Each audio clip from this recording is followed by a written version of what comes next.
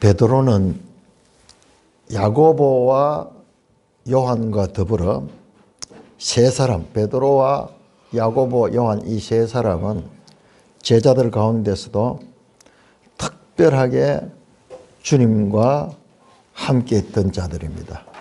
이 세 사람은 변화산에서도 이 세 사람이 함께 했고요. 오늘 이 마지막 겟세마네의 기도의 장소에도 이 세 사람이 함께 했습니다. 제자들 가운데 가장 수제자라 그럴까요? 엘리트 그룹이야. 12제자 가운데서도 이 세 사람은 특별하게 주님의 가장 깊은 곳까지 따라가고 또 다른 제자들이 보지 못한 것을 보았던 자들입니다. 오늘 우리가 봤듯이 이 베드로가 예수님께서 이제 자신이 십자가에 달려 죽게 될 것을 말씀하니까는, 그리고 목자를 치면 양들이 다 흩어질 것이다 스가랴서를 인용하면서 말씀하니까는 베드로가 모든 사람이 주를 버릴지라도 나는 결코 버리지 않겠습니다. 다른 사람들과 나는 다르다. 모두 11제자가 주를 버릴지라도 나는 결코 버리지 않겠다. 33절에 그렇게 말합니다. 그런데 그 말을 예수님은 믿지 않습니다. 오히려 그를 향하여 네가 오늘 밤 닭 울기 전에 네가 3번 나를 부인하라. 그러니까는요, 예수님이 이 말씀을 가로채가지고 베드로가 내가 주와 함께 죽을지인정 주를 부인하지 않겠습니다. 닭 울기 전에 3번 나를 부인하라고 했는데 내가 주와 함께 죽더라도 나는 결코 부인하지 않겠습니다. 뿐만 아니라 베드로뿐만 아니라 모든 제자도 그와 같이 말했다. 35절에 나오죠. 그러니까 베드로뿐만 아니라 모든 제자들이 예수님 앞에 결코 그들은 예수님을 부인하지 않겠다는 그런 의지를 보이고 있습니다. 그런데 정말 베드로는요, 그 말대로 다른 사람들과는 차이가 났습니다. 그 유다와 더불어서 무리들이 와서 예수님을 잡으려 했을 적에 우리 마태복음 26장 51절에는 제자 중 한 사람으로 이렇게 표현되어 있지만 요한복음 보면 베드로가 그랬어요. 칼을 빼가지고 그 대제사장의 종들, 예수님을 잡으러 왔던 그 사람의 귀를 치는 그 사건이 일어납니다. 대단하죠, 베드로는. 아니, 지금 무리가 때를 지어가지고 와가지고 있는데 거기에다 칼로 그 상대방을 치게 되면은 그 사람들에 의해서 자기가 그 자리에서 죽을 수도 있는데 정말 베드로는 담대하게 그렇게 했습니다. 그런데 예수님께서 그것을 말리셨죠. 그 방법이 아니야. 칼을 도로 칼집에 꽂아 칼을 가진 자는 다 칼로 망한다. 그래서 베드로의 그 행동을 저지하시고, 그 다음에 마태복음에 안 나오지만은 요한복음에 보면은 그 종에 떨어진 길을 주워 가지고 그 길을 다시 붙이는 기적을 행하시죠. 뿐만 아니라 베드로는 예수님이 그 새벽에 불의한 재판을 당할 적에 26장 58절에 보니까는 베드로가 멀찍이 예수를 따라 대제사장의 집들까지 가서 그 결말을 보려고 안에 들어가 하인들과 함께 앉았다. 대단하잖아요. 지금 예수님이 사로잡히고 그리고 예수님을 같이 따르던 자들도 같은 죄목으로 그렇게 위협을 받을 수가 있는데 베드로는 딴 제자들은 다 도망갔는데 멀찍이 딴 사람 표시 잘 안 나게 예수를 따라가서 그 재판장 대제사장의 집들까지 가서 뭘 하려고, 그 결말을 보려고, 어떤 판결이 일어나는가 그걸 끝까지 알려고 그 안에 들어갔어. 그 집들 안에 들어가서 하인들과 함께 앉아서 어떤 판결이 내려지는가를 보았습니다. 대단하잖아요. 베드로는 정말 남다르잖아요. 그렇지만은 뜻밖에도 26장 69절에서 75절에 보니까는 그 뜰에 있으면서 재판을 받는 그 가운데 이 한 여종이 나와서 베드로를 보고 네가 저 갈릴리 사람하고 같이 있던 사람이다. 그렇게 이야기하는 건 베드로가 나는 네가 무슨 말을 하는지 알지 못하겠노라. 그래서 부인합니다. 응급결에 반사적으로 71절에 보니까는 다른 또 여종이 보고 이 사람은 나사렛 예수와 함께 있던 자다. 그렇게 하니까는 베드로가 72절에 맹세하고 부인하며 나는 그 사람을 알지 못한다. 그냥 부인하는 게 아니라 맹세하고 부인하며 73절에 보니까는 조금 후에 또 곁에 있는 사람들이 네 말소리가 보니까 네 갈릴리 사투리를 쓰는 거 보니까 네가 바로 그 나사렛 갈릴리 에서 온 예수의 제자가 맞네. 그와 한편이네. 네 말씨가 딱 드러나는데 우리 경상도식으로 하면은 뭐 와이카노 나는 모른다. 그 사람 내 모른다. 와이카노 이렇게 했는 것 같아요. 그러니까는 단반 드러나 버리죠. 응급결이니까는 반사적으로 나오니까는 원래 뭐 감추고자 하는 그런 것들이 다 드러나게 되죠. 그러자 그가 저주하며 맹세하여 이르되 나는 그 사람을 알지 못한다. 나는 그 사람을 알지 못한다. 저주하며 맹세했다. 맹세에다가 그를 저주하며 맹세까지 하며 나는 그 사람을 알지 못한다. 그러자 닭이 곧 울더라. 이에 베드로가 예수님의 말씀에 닭 울기 전에 3번 나를 부인하던 생각이 나서 밖에 나가서 심히 통곡했다. 자신은 결코 예수님을 부인하지 않겠다고, 죽는 데까지 죽을지언정 내가 부인하지 않겠다고 불과 얼마 전에 그렇게 다짐을 하고 굳게 결심을 했는데 여기에서 자기 자신이 3번이나 부인해 예수님 말씀 그대로 행했다는 것을 깨닫게 되고 심히 통곡했다. 심히 통곡했다. 베드로가 왜 이렇게 심히 통곡했을까요? 베드로가 심히 통곡한 의미가 무엇일까요? 첫째로요, 그는 자신의 의지와 다른 행동을 했기 때문에 자기 자신도 자신을 보고 놀라는 거예요. 자신의 의지와 자신의 본능적인 행동이 다르게 나타난 거예요. 그러니까 자기 자신의 의지가 자기 자신의 행동을 통제하지 못하는 것을 경험했는 겁니다. 뿐만 아니라 베드로의 심한 통곡은 자기 자신의 무능함을 깨달았기 때문입니다. 갑작스런 상황에서 예기치 못한 반사적인 그 반응, 그것이 자기 자신의 본 모습. 그런데 자기는 결코 그것이 자기의 모습이 아니라고 부인하고 싶은데 결과적으로는 그 모습을 스스로 보게 된 것입니다.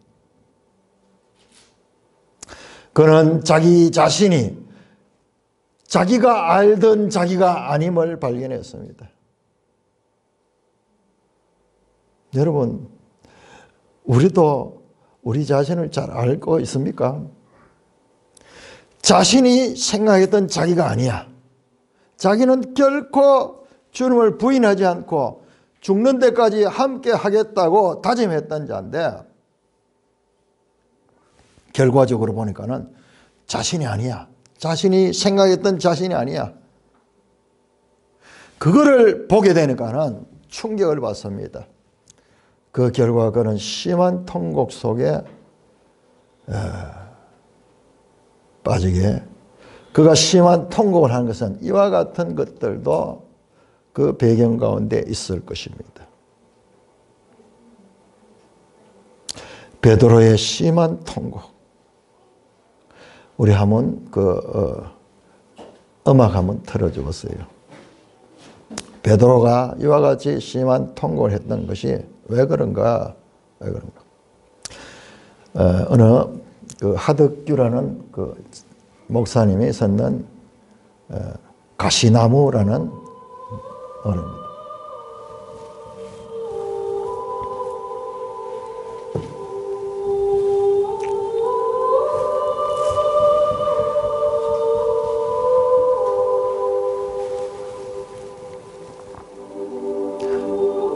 한번 불을 끌 수 없나?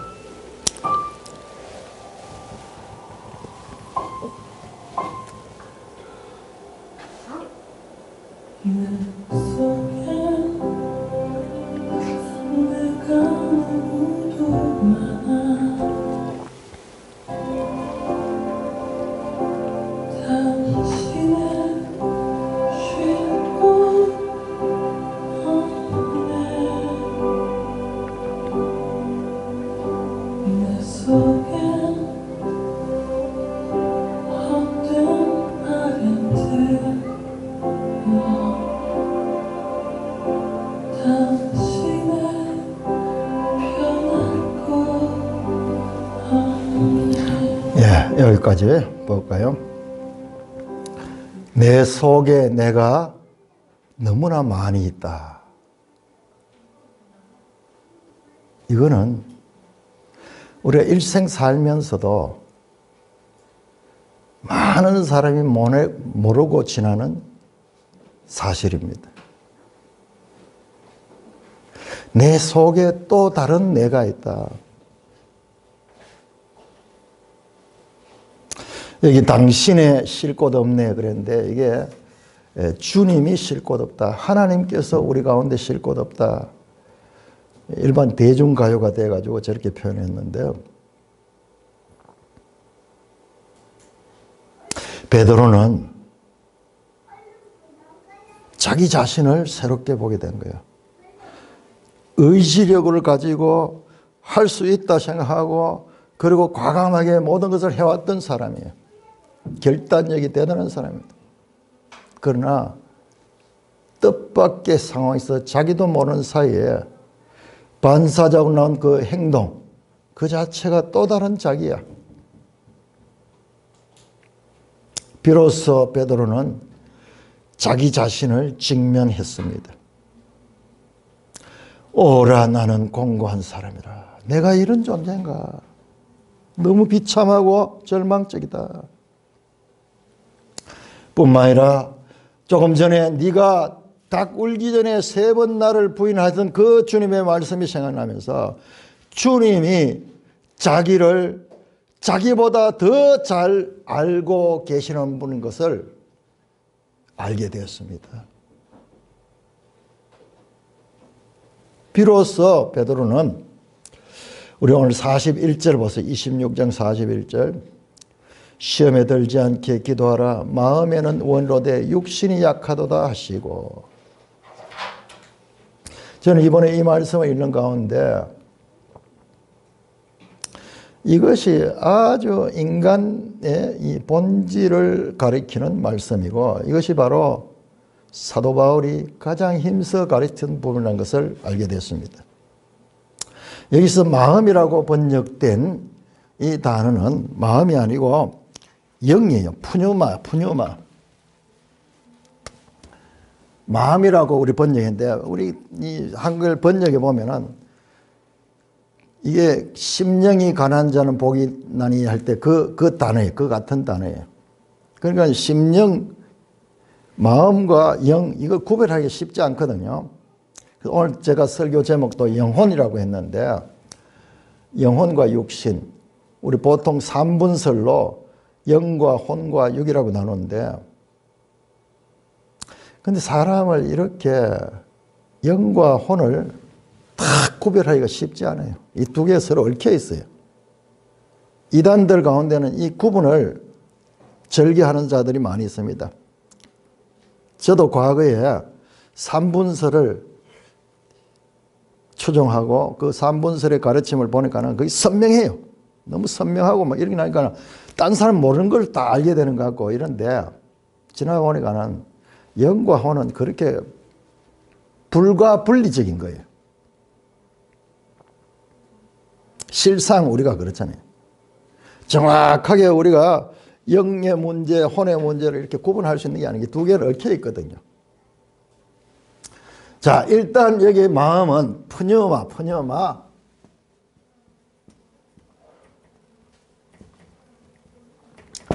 그 다음에 우리가 보통 혼이라고 이야기합니다. 혼이라고 하는 게 이거는 퍼시케라고 해요. 퍼시케.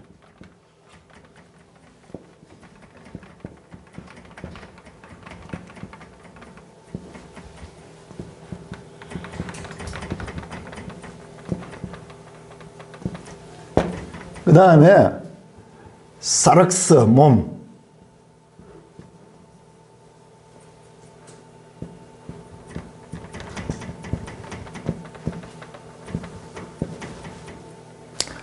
영과 혼과 몸으로 이렇게 구분하는데 지금 여기에서는 마음은 지금 푸뉴마티코스 마음에는 원인데 육신 사르크스가 약하다.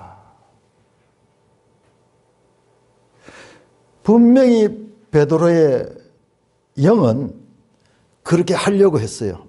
주님을 따르려고 하고 부인하지 않으려고 분명히 했습니다. 이게 사실입니다. 그럼에도 불구하고 육신이 그걸 따라주지만 육신이 약했습니다. 그래서 이 영혼과 육신의 불일치 상태 이것을 지금 베드로는 경험하면서 심한 통곡을 한 것입니다. 예수님은 그걸 알고 계시는 거예요. 바로 겟세마네까지 세 사람을 데리고 갔는데 예수님이 기도하는 그 잠시 동안도 참지 못하고 전부 잠들어 있어서 그 사람들의 영은 대단한 사람들이거든요. 그 당시에 청년들인데 자기 직장과 고향을 버리고 가정까지 버리고 예수님을 따라왔던 사람들이잖아요. 보통 사람들이 아니죠. 그러나 육신이 약한 상태. 예수님부터 3년 동안 직접 배웠던 베드로와 제자들조차 이와 같은 절망적인 상황이에요. 그러면 과연 누가 주님의 진정한 제자가 될 수 있을까요? 이 말은요, 누가 천국에 들어갈 수 있겠는가?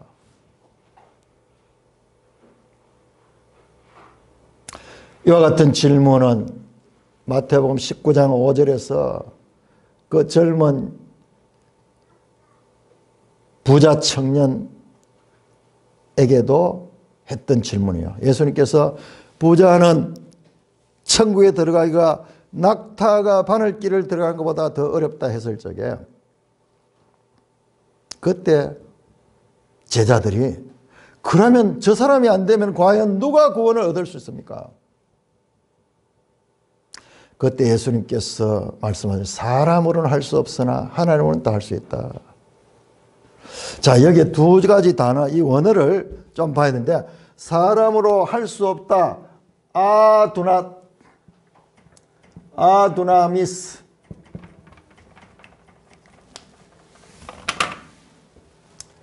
하나님은 할 수 있다. 두나미스.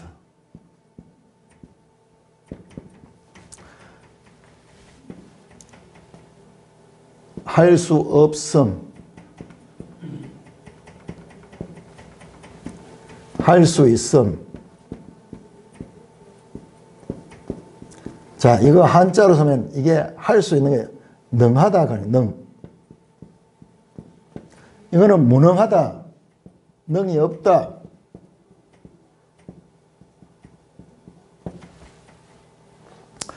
자, 할 수 있다, 할 수 없다는 제가 보니까는 이게 어마어마한 여기에 이 중요한 단어예요. 지금 새벽 시간도 계속 이야기를 하는데 여러분들이 성경을 알게 되면은 이것이 너무너무 중요하다. 그러면 오늘도 잠깐 볼 수 있을 거예요. 사람은 할 수 없으나 하나님은 할 수 있다. 그런데 과연 이게 무슨 말인가? 사람은 할 수 없으나 하나님으로 할 수 있다. 하나님은 하시겠지. 그런데 우리와 어떤 관계 있을까? 여기서 구체적으로 하나님이 가리키는 것은 무엇일까요? 여러분, 지금 이 마태복음 19장, 마태복음 오늘 본문 26장, 마음에는 원로되 육신이 약하도다. 이 말씀을 풀어서 해석한 것이 로마서 7장 8장이야. 로마서 7장 8장이야. 여러분, 그러니까 어마어마한 거예요. 자, 로마서 7장 8장은 마틴 루터가 종교개혁을 하면서 이 로마서를 사용했고, 그 다음에 마틴 루터가 성경 전체에서 가장 중요한 성경이 로마서고, 로마서 가운데서 가장 중요한 것은 바로 7장 8장이다. 마치 무엇과 같으냐? 보석 반지를 낀데 그 반지에 보석이 있는 부분이 바로 로마서 7장 8장이라고 했던 말씀이에요. 그 부분입니다. 근데 성경을 잘 공부를 하면은 성령님께서 깨우쳐 주세요. 성경과 성경의 관계를 자꾸 깨우쳐 주셔. 아니, 이 말씀과 로마서 7장 8장이 어떻게 너무 자연스럽게 깨달아져서 로마서를 탁 감이 와서 펴보니까는 아니나 다를까 로마서를 분석해 보니까 정확하게 이 말씀의 해설이 7장 8절이에요. 이건 내가 처음으로 이야기하는 거예요. 어떤 다른 학자들이 이야기하는 게 아니고 로마서 7장 8절 여러분들이 확인하게 될 거예요. 칼빈은 로마서 7장을 영혼의 해부학이라고 그래요. 영혼의 해부학. 우리 인간의 보이지 않는 그 영혼을 해부해서 보여주는 것이 로마서 7장이라고 했어요.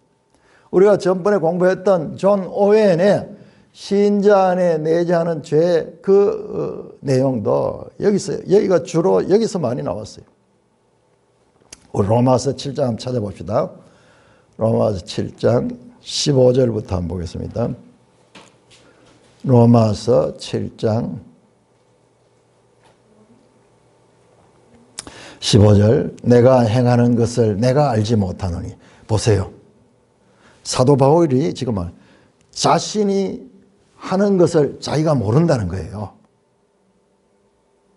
결과적으로 내가 원하는 대로 행하지 않고 오히려 내가 원하지 않는 미워하는 것을 행하는 자기 자신을 볼 수도 있는 거예요.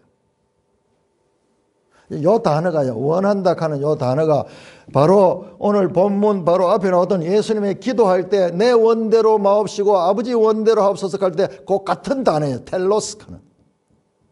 정확하게 지금 같은 거예요.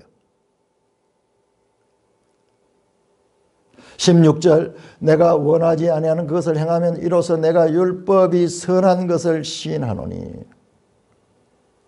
내가 원하지 아니하는 것을 이래 행하는 것을 보면은 자 17절 보세요. 이제는 보세요. 그것을 행하는 자가 내가 아니요 내 속에 거하는 죄다. 내 속에 거하는 죄다. 여러분 이게요 성경에 이렇게 기록되어 있어요. 인류가 그 누구도 알지 못했던 비밀이에요. 이게 저 유명한 헬라의 철학자들도 인간에 대해서 연구하고 인간에 대해서 고민하고 그랬지만 이걸 깨닫지 못했어. 내 속에 또 다른 내가 있는데 그 가운데 선을 행하자 하는 이 내가 아니고 다른 내가 있는데 반대로 하고 내가 미워한 것을 행하는 내가 있는데 그것이 바로 죄다 하는 거예요. 이게 바로 신자 안에 내재하는 죄가 여기서 나온 거예요. But sin dwells within me. 내 안에 내주하고 있는 죄. 베드로가 발견하며 심히 통곡했던 게 바로 그 부분이에요. 정말 자기와 의지와는 다르게 자기는 끝까지 주님을 따르고 했는데 결과적으로 그 여종들, 그 무리들 앞에서 주님을 세 번이나 부인했던 그 자신, 이것은 또 다른 자기 자신이에요. 죄의 지배를 받고 있는 자기 자신이에요. 그래 18절에 내 육신에 선한 것이 거하지 않는 줄 아오니. 자, 선한 것 하는 단어가요, 놀랍게도 이게 뭐냐 그러면 이게 바로 제가 앞에서 늘 강조했던 마태복음 7장 11절 좋은 것과 같은 것, 아가토스. 그러니까 우리 번역에서 선한 것, 좋은 것 뭐 바꿔가면서 막 이렇게 해서 원어를 보면 하나야. 아가토스. 좋은 것을 주시지 않겠느냐.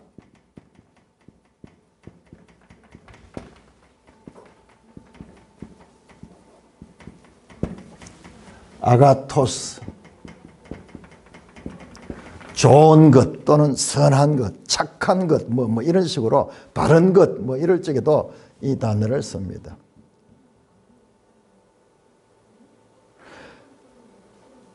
내 속에 선한 것이 없다. 뭐가 없느냐? 부족. 좋은 것, 이게 부족한 거, 이게 없어 문제인 거. 이게. 이걸 원하지만은, 그러니까 이게 거하지 않고 죄가 거하고 있기 때문에 내가 원함과 행동이 달라진다는 것입니다.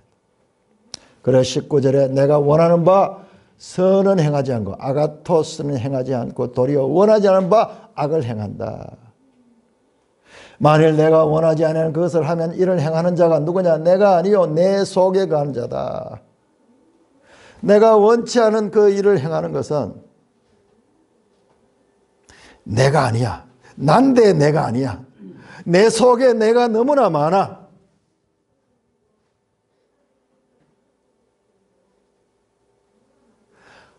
내 속에 거하는 죄가 나를 빌려서 일하고 있는 거야. 그래서 21절 내가 한 법을 깨달았다. 선을 행하기를 원하는 나에게 악이 함께 있다. 그러면서 22절 23절 내 속 사람과 그리고 또 한 다른 법, 죄의 법이 내 속에 있구나. 그러니까 이 사도 바울은 지금 이 속에 하나님을 추구하는 그와 같은 법과 그리고 죄의 법이 자기 손에 공존하고 있다는 것을 발견하게 되고 그 결과 절망이 24절입니다. 오호라 나는 공고한 사람이다. 이 사망의 몸에서 누가 나를 거냐. 이게 바로 절망적인 인간의 실존 상황이에요. 실존 상황입니다.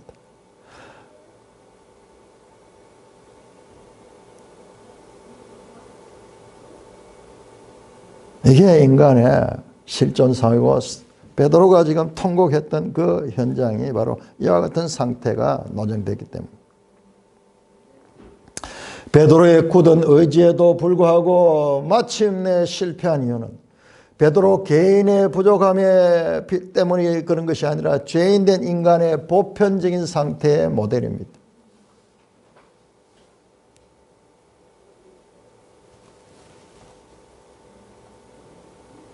자, 그런데 이전에 베드로는 어떻게 성공했느냐? 예수님께서 베드로를 아주 칭찬한 적이 있어요. 그게 어디냐? 그 마태복음 16장에서 너희는 나를 누구라 하느냐? 그렇게 질문했을 적에 가이사라 빌립보에서 베드로가 말합니다. 주는 그리스도요 살아계신 하나님의 아들입니다. 그렇게 이야기하나 바요나 시몬아 이를 기뻐하시면서 이를 알게 한 이는 혈육이 아니요 하늘이신 내 아버지라고 그렇게 말씀했어요. 16장 10절. 자, 혈육이 뭐냐? 바로 이 사륵스예요. 사륵스. 사락스 앤드 하이마, 이 살과 피. 그러니까 이 베드로의 말이 아니고 그 고백은 하늘에 계신 아버지께서 이것을 알겠다. 돌아서면서 베드로가 예수님께서 십자가의 죽으심을 말했을 때 그리 마옵소서 그러면서 베드로가 막 말렸죠. 그때 사탄아 물러가라. 그러니 베드로를 통해서 하나님께서 역사하기도 하고 또는 사탄이 지배하기도 하는 거예요. 이 두 상태, 베드로가 때로는 하나님의 뜻에 맞는 말을 하기도 하고 때로는 반대되는 이와 같은 상태. 베드로 속에 이 양면성 이것이 있다는 것을 우리는 마태복음을 통해서 암시받게 됩니다. 하늘에 계신 내 아버지, 사람으로 할 수 없고 하나님으로 할 수 있다 그런데 이게 같은 맥락이야. 같은 맥락인데 그런데 조금 추상적이야. 자, 로마서 7장에 이와 같은 공고한 상태에서 벗어나는 것이 8장입니다. 우리 8장 한번 볼까요? 로마서 8장. 그러므로 이제 그리스도 예수 안에 있는 자에게는 결코 정죄함 없나니 2절 이는 그리스도 예수 안에 있는 생명의 성령의 법이 죄와 사망의 법에서 너를 해방했다. 자, 지금까지는 죄와 사망의 법이 그 사람을 지배하고 있었는데 이제 예수 안에서 생명의 성령의 법이 그를 죄와 사망의 법에서 해방시켰다. 7장의 절망과 8장의 기쁨의 찬미는 바로 이와 같은 존재의 본질적인 변화에서 지금 나타난 겁니다. 8장 3절에 율법이 육신으로 말미암아 연약하여 할 수 없는 것을 하나님은 하시나니. 이 단어가 보세요. 율법이 육신으로 말미암아 연약하여 할 수 없다. 바로 두나마이 이 단어.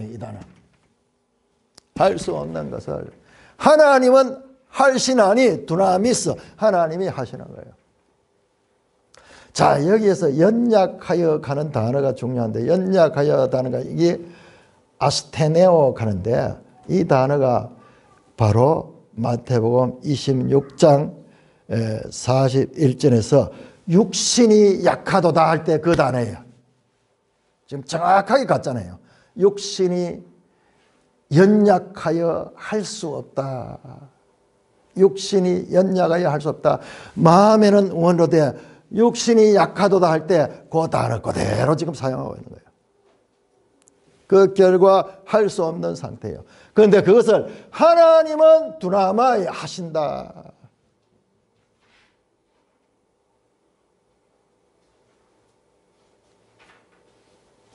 그럼 하나님이 하시는 게 뭐냐? 2절을 보면요. 생명의 성령의 법, 성령 하나님이 하시는 거예요. 성령 하나님이. 그 이전에는 죄와 사망의 법에 있었는데 이제 성령 하나님은 우리를 생명으로 이끌으시는 분이고 그분은 연약하여 할 수 없는 존재를 두나마이에서 두나마이로 할 수 있는 분이 바로 성령 하나님입니다. 자, 우리는 여기서 마태복음 구원론의 원점으로 들어갑니다. 마태복음에서 가장 중요한 주제 가운데 하나가요. 5장 20절입니다. 내가 너에게는 너희 의가 서기관과 바리새인보다 더 낫지 못하면 결코 천국에 들어가지 못한다. 자, 서기관과 바리새인보다 더 나은 의. 그래서 마태복음의 핵심 주제가요. 이거예요. 이거.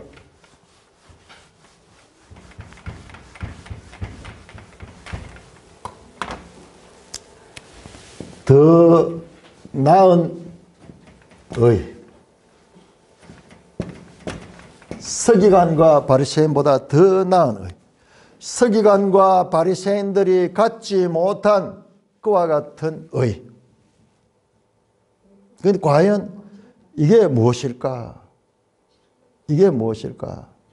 서기관과 바리새인보다 더 나은 의가 무엇일까? 그들보다 더 많이 금식하고 그들보다 더 많이 기도하고 그들보다 더 구제하는 것일까요? 양적인 그런 추구일까요? 산상수훈의 결론은 그게 아니에요. 그게 아니고 바로 이것은 7장 11절 너희가 악한 자라도 좋은 것으로 자식에게 줄 줄 알거든 하물며 하늘에 계신 너희 아버지께서 구하는 자에게 좋은 것으로 주지 않겠느냐. 바로 좋은 것. 더 나은 의는 뭐냐 그러면 더 나은 의 이끌어 좋은 것입니다. 자, 이 좋은 것이 무엇인가는 누가복음 11장 3절에 나오죠. 너희가 악할지라도 좋은 것을 자식에게 줄 줄 하물며 너희 하늘아버지 구하는 자에게 성령을 주시 않아. 좋은 것은 성령이에요.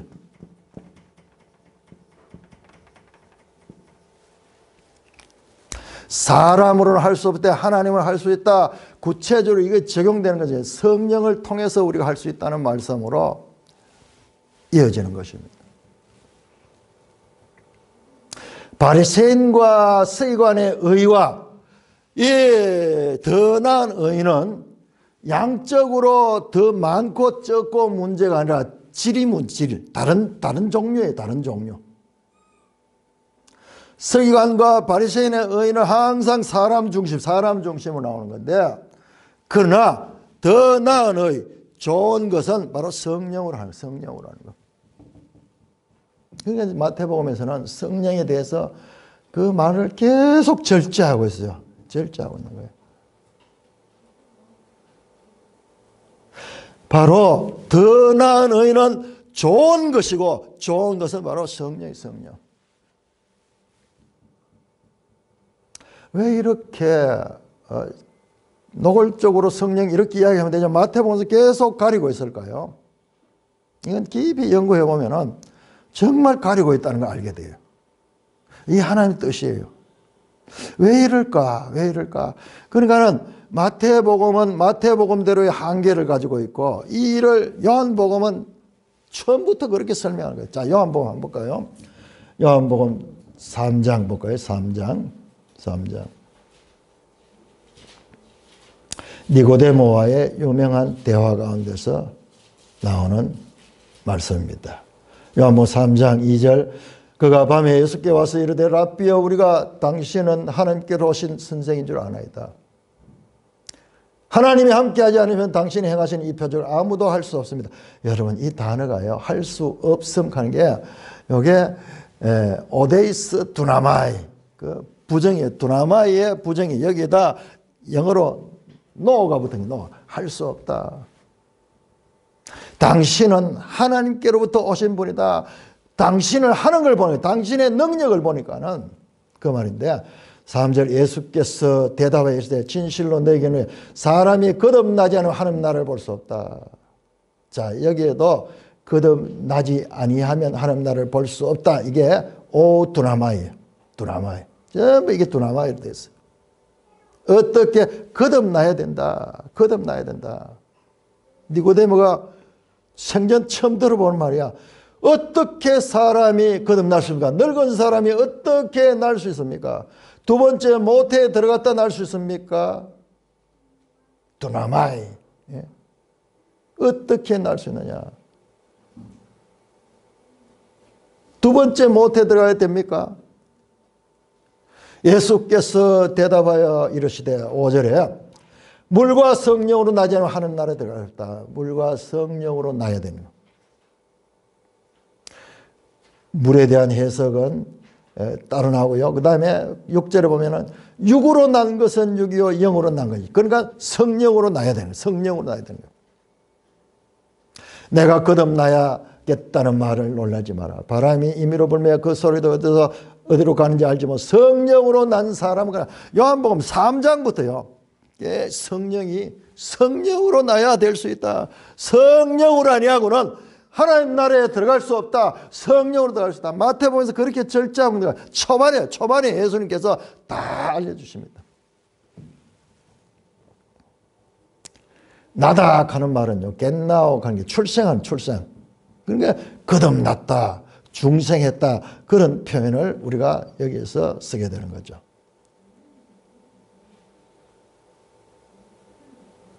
그러니까는 지금 더 나은 의, 이 서기관과 바리새인들은 그런 식으로 해서 천국에 들어갈 수 없고 더 나은 의를 가져야 되는 더 나은 의는 바로 성령으로 믿고 하나님께로 나갈 수 있는 것입니다. 자, 빌립보 3장 한번 찾아요. 빌립보 3장. 빌립보 3장.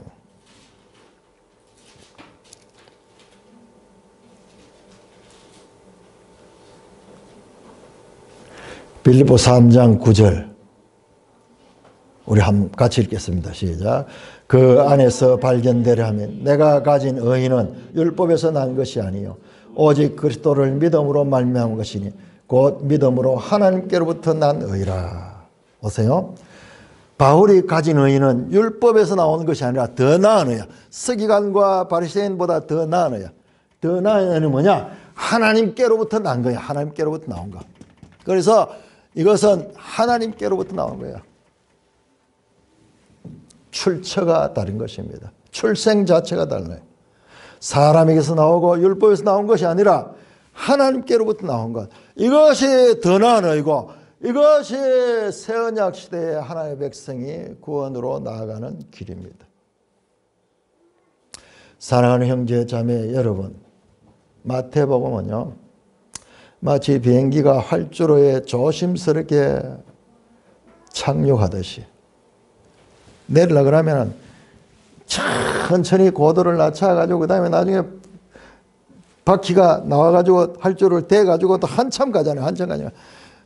진동을 최대한 줄이면서 이 마태복음 구약과 신약에 구약이 신약으로 지금 착륙하는 거예요. 착륙하는 거예요. 그 그림이 보면 볼수록 더 선명하게 나타납니다. 구약에서 나타났던 한계, 오늘 베드로의 그 모습과 똑같은 거예요. 의지에도 불구하고 본래 의지에도 불구하고 그 마음의 그 원에도 불구하고 육신이 따라주지 못하고 있는 그와 같은 상태. 그것이 이스라엘 전체 역사를 보여주는 거예요. 사람의 힘으로는 할 수 없다. 자, 여러분 다시 로마서 8장 한번 열어보세요. 8장.